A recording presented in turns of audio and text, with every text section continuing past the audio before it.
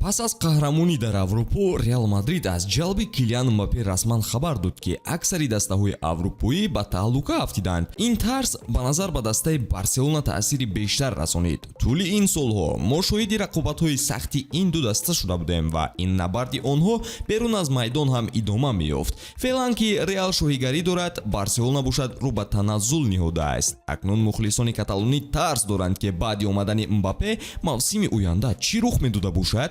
اما اصلا گیریم کسی باید نترسد. میدونید چرا؟ نوار رو تا آخر تماشا کنید تا بفهمید. بازی‌های یورو 2024 با شور و شوق ادامه دارند و علاقه اشتراکچیان دوره پلی آفی مسابقه رسما معلوم شدند.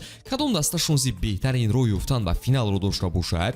تماشای بازی‌ها را با خدمت‌رسانی‌های شرکت 1x باز هم جالب دیدنی گرداند. در 1x رجیستراسیا آسان و پرداخت از تمامی گوشه‌های دنیا، ولی مهمتر از همه برای شهروندان تاجیکستان بونوس تا 8000 سومونی در اولین حساب پرکنی با پرومokod TAJFUT پیشنهاد می‌شود.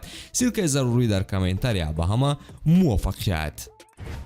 یکم اینکه ریال ستاره‌های زیاد جمع آورد که بالانس رو گم میکند. آنها سه حمله‌گری کناری چپ، سه نیم حمایتگری هجومکار و یگان تا حمله‌گری کناری راست ندارند. برای همین است که حتی مخلصان مادریدی حیرانند که حمله دسته چخیل میشده باشد که در کناری راست بازی میکند. آیا بلینگم باز به پیش میرود یا در مرکز میدان نگاه داشته میشود؟ آیا رودریگو در کرسی احتیاطی میشیند؟ اندریک و گولر به هیئت اساسی را مییابند؟ سوالات خیلی زیادند. این مشکلی میتواند بالانس رو گم کند و هرچند سرمربی انتخابش رو میکند، ولی نافهمی در اتاق لباسی بازیکنی میتواند که سر زند. آنچلوتی تجربه کلان دارد و شاید در دسته مشکلی هم سر نزند. و متخصص خوبی ساحه است و اکثر کارشناسان در آن نظرند که راه حل رو پیدا کرده میتواند. نقطه دیگری نوار امروزه آمدن هانسی فلیک.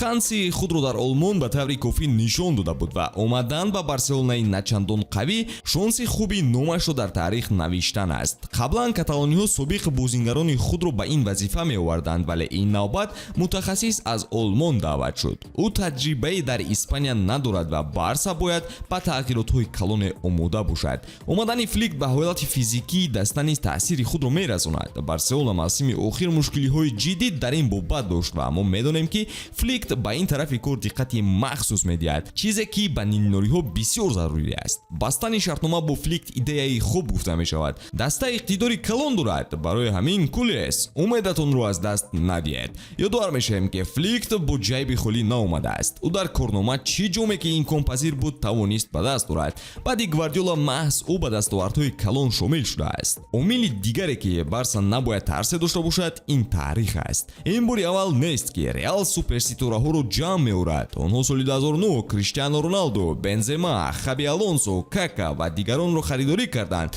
بعداً چی شد؟ بارسا باز قهرمانی رو در اسپانیا دوام داد و در لیگ چمپیون ها نیز صاحب مدال های طلا گشتند و همین دسته پراقتدار ریال رو 5-0 شکست دادند و از مسابقه بیرون کردند. بارسلونا اقتداری رقابت کردن رو دارد، هرچند دسته دیگر مسی، خابی و اینیستا رو مثل قبل ندارد، ولی هیئت قوی جمع شده است. قریب همه بازیگران فعلی قهرمان لالیگا شدند. یک چند قهرمان ها در اروپا نیز از قبیل گوندگان کریستنسن، کانسلو، ترشتگن و لیواندوسکی که باز تریبل در اروپا نیز کردند. کنار آنها بازیگران جوان و گرسنه قهرمانی مثل پدری، گاوی، یامال، فرمین، کوبارسی، بالده، روکه و انسو فاتی هم وجود دارند که یک جمع خوب کردن ممکن است. از حالت اقتصادی بارسلونا آگاهی داریم، ولی این دسته بزرگ و تاریخاً بوی است. آمدن بازیگران نو رو این تابستان نیز انتظار میمونیم. آنها با خاوی سیمونز، امادو اونانا، نیکو ویلیامز، لوئیس دیاز، تییاگو، کیمیخ و دیگران در علاقه بودند.